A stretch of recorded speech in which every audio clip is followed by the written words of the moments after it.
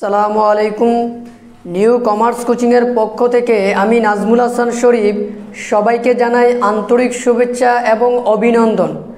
New commerce কোচিংয়ের ধারাবাহিক প্রক্রিয়ার আজকে আলোচনার বিষয় হচ্ছে একাদশ এবং দ্বাদশ শ্রেণীর হিসাব বিজ্ঞান প্রথম পত্রের নবম অধ্যায়। অধ্যায়টির নাম হচ্ছে আর্থিক বিবরণী। আজকে তার 4 নাম্বার পর্ব। তো আজকের পর্বে আমি আলোচনা করব এই অধ্যায়ের গুরুত্বপূর্ণ একটি বিষয় নিয়ে। বিষয়টি হচ্ছে বিশদ আয় ব্যয় বিবরণীর ফরম্যাটটি কিভাবে প্রস্তুত করতে হয়। প্রিয় শিক্ষার্থীরা, তোমরা সবাই জানো যে তোমাদের জন্য এই নবম অধ্যায়টি খুবই গুরুত্বপূর্ণ একটি অধ্যায়, কারণ এই অধ্যায় থেকে 2টি সৃজনশীল প্রশ্ন তোমাদের পরীক্ষায় আসে এবং তোমাদেরকে বাধ্যতামূলকভাবে সমাধান করতে হয়। এর জন্য এই অধ্যায়টিকে খুবই গুরুত্ব সহকারে এবং মনোযোগ দিয়ে সমাধান করতে হবে। তাহলে চলো শুরু করা যাক। তো প্রিয় শিক্ষার্থীরা, আমি তার আগের পর্বগুলোতে ধারাবাহিকভাবে এই অধ্যায়ের গুরুত্বপূর্ণ বিষয় এবং বিশদ আয় ব্যয় বিবরণীর 2টি গুরুত্বপূর্ণ অংশ কিভাবে প্রস্তুত করতে হবে এই নিয়ে আলোচনা করছি। যদি কোনো শিক্ষার্থী ওই পর্বগুলো না দেখে থাকো, আমি বিশেষ করে অনুরোধ করব ওই 2টা পর্ব বা 3টা পর্ব তোমরা দেখে নিবা। তাহলে আজকের এই পর্বটা বুঝতে তোমাদের জন্য কি হবে, খুব সহজ হবে। তাহলে চলো শুরু করা যাক। প্রিয় শিক্ষার্থীরা, তোমরা সবাই জানো আর্থিক বিবরণীর 3টা ধাপ থেকে তোমাদের পরীক্ষায় প্রশ্নটা তৈরি হয়। ওই 3টা ধাপ হচ্ছে বিশদ আয় ব্যয় বিবরণী, মালিকানা সত্ত্ব বিবরণী এবং আর্থিক অবস্থার বিবরণী। তো প্রথম ধাপটা হচ্ছে বিশদ আয় ব্যয় বিবরণী। এটার মানে হচ্ছে প্রতিষ্ঠানের নিট মুনাফা বাহির করা। কিভাবে প্রতিষ্ঠানের নিট মুনাফা বাহির করতে হয় এটা বিশদ আয় ব্যয় বিবরণীর মাধ্যমে আমরা তৈরি করে থাকি। তো এর জন্য একটা ফরম্যাট তোমাদেরকে মুখস্থ করা লাগে। তো আমরা কিন্তু সরাসরি নিট মুনাফা বাহির করি না, আমরা নিট মুনাফা বাহির করার আগে আরও কিছু জিনিস বাহির করি। দেখো আমি বোর্ডে তুলে রাখছি বিশদ আয় বিবরণী। তো এই বিশদ আয় বিবরণীর মানে হচ্ছে প্রতিষ্ঠানের নিট মুনাফা নির্ণয় করা। এই নিট মুনাফাটা আমি চাইলে সরাসরি নির্ণয় করতে পারবো না। আমাকে নির্ণয় করতে হলে প্রথমে বাহির করতে হবে মোট মুনাফা, যেটা আমি দ্বিতীয় পর্বে আলোচনা করছি। তারপর আমাকে বাহির করতে হবে পরিচালন মুনাফা, যেটা আমি তৃতীয় পর্বে আলোচনা করছি। আজকের আলোচনার বিষয় হচ্ছে নিট মুনাফা। তো আমি এই যে পরিচালন মুনাফা পর্যন্ত বাহির করে দেখিয়ে দিছি। এই পরিচালন মুনাফা থেকে আজকে আমি দেখিয়ে দিব কিভাবে প্রতিষ্ঠানের নিট মুনাফা বাহির করতে হয়। তো প্রিয় শিক্ষার্থীরা দেখো, আমি অলরেডি একটা ছক তৈরি করে রাখছি। আমি লিখে রাখছি বিশদ আয় বিবরণী। লিখার পর আমি তার আগের পর্বে ওই যে পরিচালন মুনাফা বাহির করছি, ওই পরিচালন মুনাফাটা টাকাটা আমি লাস্টের কলামে লিখে দিব। তো গর্তটি জানোই কিভাবে হবে, বিবরণ টাকা টাকা টাকা। তারপর তোমরা পরিচালন মুনাফার টাকাটা আউট কলামে মানে লাস্টের কলামে লিখে দিবা।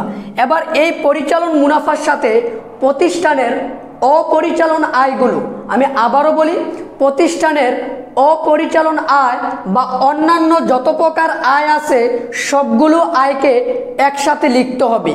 প্রিয় শিক্ষার্থীরা, তোমাদের কিছু কিছু বইয়ের ভিতরে ফরম্যাটটা কিন্তু প্রত্যক্ষ আয় নামে একটা আয় দেওয়া ছিল। তো আমি কি করছি, ওই প্রত্যক্ষ আয় এবং অপরিচালন আয় সবগুলোকে একসাথে আমি কি করলাম, লিপিবদ্ধ করলাম। তোমরা চাইলে এইভাবে করতে পারো। তো দেখো, অপরিচালন আয়ের এন্ট্রিগুলো আমি এই জায়গায় লিখে রাখছি। অপরিচালন আয়ের এন্ট্রি বলতে কোন জিনিসগুলোকে বোঝায় এই জিনিসটা তোমাকে জানতে হবে। প্রিয় শিক্ষার্থীরা, আরও সহজে যদি আমি বলতে চাই, সকল প্রকার প্রাপ্তি যেটা তুমি পাও সেটা তোমার জন্য অপরিচালন আয়। যেমন বাট্টা প্রাপ্তি, কমিশন প্রাপ্তি, লভ্যাংশ প্রাপ্তি। দেখো আমি এই জায়গায় লিখে রাখছি বাট্টা প্রাপ্তি, কমিশন প্রাপ্তি, লভ্যাংশ প্রাপ্তি, বাড়া প্রাপ্তি। তো বাড়া প্রাপ্তি যেই কথা, বাড়া আয় একই কথা। আমি আরও একটু ক্লিয়ার করে বলি, প্রাপ্তি যদি তুমি লেখা দেখো কোনো এন্ট্রির সাথে, তখন তুমি বুঝে নিবা এটা তোমার জন্য অপরিচালন আয় বা অন্যান্য আয়। এটা তুমি কি করবা, এই ঘরের ভিতরে লিখে দিবা কি কি, বাট্টা প্রাপ্তি, কমিশন প্রাপ্তি, লভ্যাংশ প্রাপ্তি, বাড়া প্রাপ্তি। তো বাড়া প্রাপ্তি যেই কথা, বাড়া আয় অথবা উপবাড়া উপভাড়া একই জিনিস। তো এই জায়গায় ভাড়া আয় না লিখে যদি উপভাড়া থাকে তাহলে তুমি বুঝে নিবা এটা তোমার জন্য অপরিচালন আয়। এবার আসবে ব্যাংক জমার সুদ। আরেকটা জিনিস তোমাদেরকে আমি ক্লিয়ার করে দেই, সুদ দুই প্রকার, একটা সুদ হচ্ছে আমার জন্য আয়, আরেকটা সুদ হচ্ছে আমাদের জন্য ব্যয়। মনে রাখতে হবে কোন সুদটা আমার জন্য আয়, যেই সুদ আমি পাবো ওইটা আমার জন্য আয়, আর যেই সুদ আমি দিব ওইটা আমার জন্য ব্যয়। মনে রাখবা যেই সুদ আমি পাবো এটা আমার জন্য অপরিচালন আয় বা অন্যান্য আয়। তো সেগুলো কি কি দেখো, ব্যাংক জমার সুদ, বিনিয়োগের সুদ, উত্তোলনের সুদ। আমি আবারও বলি, ব্যাংক জমার সুদ এটা আমি কিভাবে পাই, আমি যখন টাকা ব্যাংকে রাখি আমি কি পাই, সুদ পাই, তাহলে এটা আমার জন্য কি অপরিচালন আয়। বিনিয়োগের সুদ, আমি কোথাও বিনিয়োগ করি, বিনিয়োগ করার পর ওই জায়গা থেকে আমরা কি পাই, সুদ পাই, এটা আমার জন্য অপরিচালন আয়। তারপরে উত্তোলনের সুদ, উত্তোলনের সুদ এটাও আমাদের জন্য কি অপরিচালন আয়। তারপরে প্রিয় শিক্ষার্থীরা আসবে শিক্ষানবিশ স্যালামি, এটা আমাদের জন্য অপরিচালন আয়। আমি আবার বলি কি, শিক্ষানবিশ স্যালামি। তোমরা সবাই যে জায়গায় ভুলটা করো সেটা হচ্ছে বিমা স্যালামি এবং শিক্ষানবিশ স্যালামির মধ্যে একটা গরমিল তৈরি করে ফেলো। মনে রাখতে হবে বিমা স্যালামি এটা প্রতিষ্ঠানের জন্য পরিচালন ব্যয়, বিমা যে কথা বিমা স্যালামি কিন্তু একই কথা। তো বিমা স্যালামিকে তুমি আবার অপরিচালন আয় ধরো না, অপরিচালন আয় কোনটা হবে, শিক্ষানবিশ স্যালামি। আমি আবারও বলি শিক্ষানবিশ স্যালামি। তারপরে প্রদত্ত ঋণের সুদ। তো প্রিয় শিক্ষার্থীরা এই যে প্রদত্ত ঋণের সুদ, তোমরা অনেকে মনে করো ঋণ মনে হয় আমাদের জন্য দায়। হ্যাঁ, ঋণ আমাদের জন্য দায়, কিন্তু প্রদত্ত ঋণ মনে হয় আমাদের জন্য দায় না। এটা তোমরা মাথায় রাখতে হবে।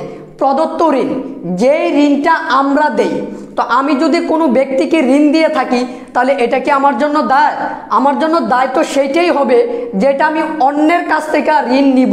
তো প্রিয় শিক্ষার্থীরা প্রদত্ত ঋণের সুদ, প্রদত্ত ঋণ এটা আমার জন্য এক ধরনের বিনিয়োগ সম্পদ, আর ওই প্রদত্ত ঋণের সুদ এটা আমার জন্য অপরিচালন আয় অথবা অন্যান্য আয়। তো এই যে দেখো প্রদত্ত ঋণের সুদ, শুধু ঋণের সুদ যদি হইতো তাহলে কিন্তু এটা অপরিচালন ব্যয় হইতো। তোমাকে মাথায় রাখতে হবে প্রদত্ত ঋণের সুদ এটা আমাদের জন্য অপরিচালন আয়। তারপরে আছে চালানি কারবারের মুনাফা, এটাও আমাদের জন্য অপরিচালন আয় বা অন্যান্য আয়। তারপরে আসবে স্থায়ী সম্পত্তির বিক্রয়জনিত মুনাফা। যত প্রকার স্থায়ী সম্পদ থাকবে আর ওই স্থায়ী সম্পদ যদি আমরা বিক্রয় করে দেই, বিক্রয় করার পর আমার যে লাভটা হবে, মুনাফাটা হবে, ওইটা আমার জন্য অপরিচালন আয়। আর এই কথাটা রেওয়া মিলে সরাসরি দেওয়া থাকবে, ওইটা নিয়ে তোমাদের চিন্তা করতে হবে না। ওই জায়গায় বলা থাকতে পারে আসবাবপত্রের বিক্রয়জনিত মুনাফা, যন্ত্রপাতির বিক্রয়জনিত মুনাফা, অফিস সরঞ্জামের বিক্রয়জনিত মুনাফা। তখন তোমাকে মাথায় রাখতে হবে স্থায়ী সম্পত্তির বিক্রয়জনিত মুনাফা আমাদের জন্য অপরিচালন আয়। তারপরে সঞ্চয়পত্রের সুদ। তোমরা সবাই জানো বিনিয়োগের আরেকটা সমার্থক শব্দ হচ্ছে সঞ্চয়পত্র বা সেভিং সার্টিফিকেট। তো সঞ্চয়পত্র, লগ্নি, সেভিং সার্টিফিকেট এগুলো বিনিয়োগের আরেকটা নাম। আর বিনিয়োগের সুদ যদি আমার জন্য অপরিচালন আয় হয় তাহলে সঞ্চয়পত্রের সুদ অবশ্যই আমার জন্য অপরিচালন আয়, লগ্নির সুদ অবশ্যই আমার জন্য কি অপরিচালন আয়। তো এই এন্ট্রিগুলো যদি রেওয়া মিলে দেখো বা এই এন্ট্রিগুলো নিয়ে যদি সমন্বয়ে কোনো কথা থাকে তাহলে অবশ্যই এই এন্ট্রিগুলোকে আমরা অপরিচালন আয়ের ভিতরে লিখব। লিখার পর এই টাকাগুলো যোগ বিয়োগ করে আউট কলামে লিখব। এবার এই টাকাটা আমি পরিচালন মুনাফার সাথে কি করব, যোগ করব। যোগ করার পর যে রেজাল্ট আসবে এটা আমি নিচে লিখব। এখন আমি তোমাদেরকে এটা মোছার পর অপরিচালন ব্যয়ের ভিতরে কোন এন্ট্রিগুলো আসবে এইটা আমি বুঝিয়ে দিব। এখন আমি তোমাদেরকে অপরিচালন ব্যয়ের ভিতরে কোন এন্ট্রিগুলো আসবে এটা বুঝিয়ে দিব।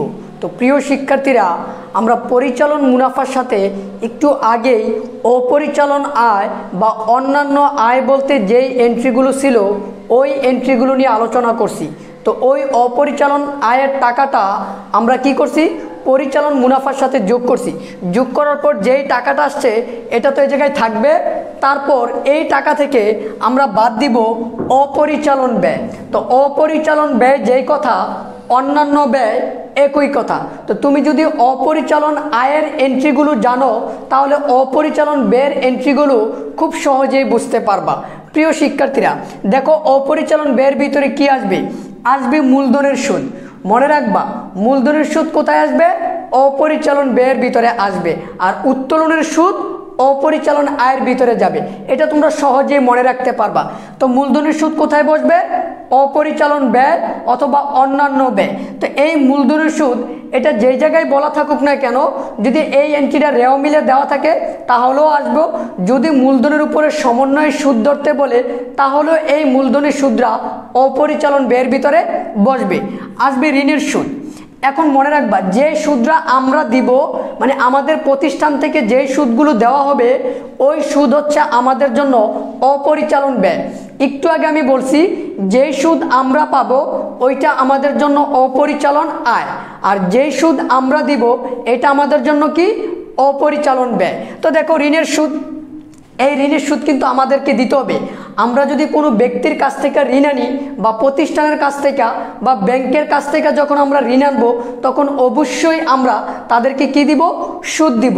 এখন তোমরা বলতে পারো যে আপনি অপরিচালন আয়ে কিন্তু প্রদত্ত ঋণের সুদ লিখছিলেন। প্রিয় শিক্ষার্থীরা, বুঝতে হবে এই জায়গায় যে প্রদত্ত ঋণ এটা আমাদের জন্য সম্পদ, কারণ এই ঋণটা আমরা দেই, আর প্রদত্ত ঋণের সুদ অপরিচালন আয়ে বসবে। বাট শুধু ঋণ অথবা বন্ধকি ঋণ, ব্যাংক ঋণ, গৃহীত ঋণ, এই ঋণগুলোর মানে হচ্ছে আমরা কোনো ব্যক্তি বা প্রতিষ্ঠানের কাছ থেকে ঋণ আনি, আর এই ঋণের উপর যদি আমাকে কোনো সুদ দিতে হয় তাহলে অবশ্যই ওই ঋণের সুদ আমার জন্য অপরিচালন ব্যয় বা অন্যান্য ব্যয়।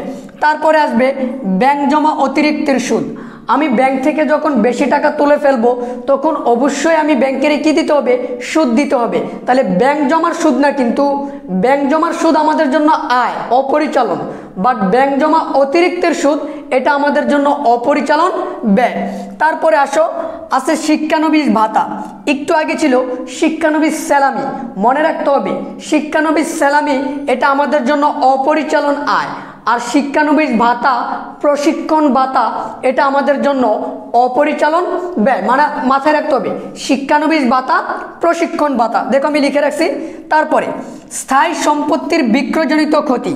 তো প্রিয় শিক্ষার্থীরা, স্থায়ী সম্পত্তির বিক্রয়জনিত মুনাফা যদি অপরিচালন আয় হইতে পারে তাহলে স্থায়ী সম্পত্তির বিক্রয়জনিত ক্ষতি বা লস অবশ্যই অপরিচালন ব্যয় হবে এটা। তারপরে বিবিধ ক্ষতি। তো এই বিবিধ ক্ষতির ভিতরে অনেকগুলো জিনিস আছে, যেমন চুরি, দুর্ঘটনা, আগুনে বিনষ্ট, এইগুলোকে আমরা বিবিধ ক্ষতি নামে লিখি। যেমন সমন্বয়ে বলা আছে ক্যাশ বাক্স থেকে দুটি 500 টাকার নোট হারিয়ে গেছে, তখন এটাকে আমরা কি বলতে পারি? এটাকে বিবিধ ক্ষতি হিসাবে আমরা ধরব এবং এটাকে আমরা অপরিচালন ব্যয় লিখব।